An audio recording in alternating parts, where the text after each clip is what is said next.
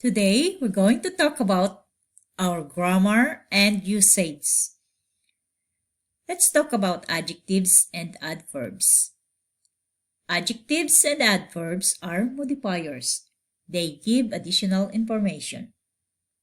Adjectives give additional information about nouns, and adverbs give additional information about verbs.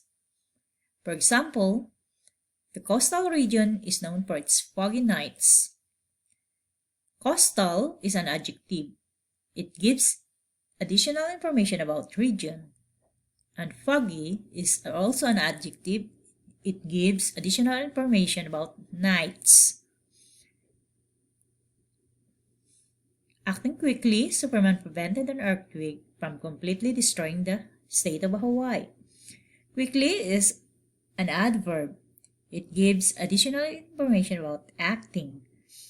And completely is also an adverb. It gives additional information about destroying. Comparisons. Sentence clarity suffers if the items being compared are not alike.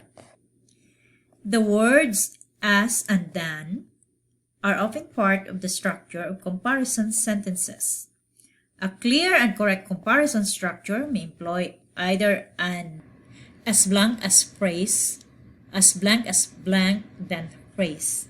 Example, Maria is as talented as the other musician. Maria is as talented as but not more than the other musician. This example here is wrong. Maria is as talented than the other musician. So, this phrase is wrong. Fewer and less.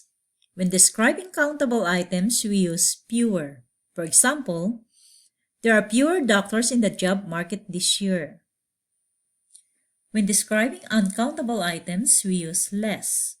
For example, keeping one's car properly tuned means less engine trouble and less gasoline consumption.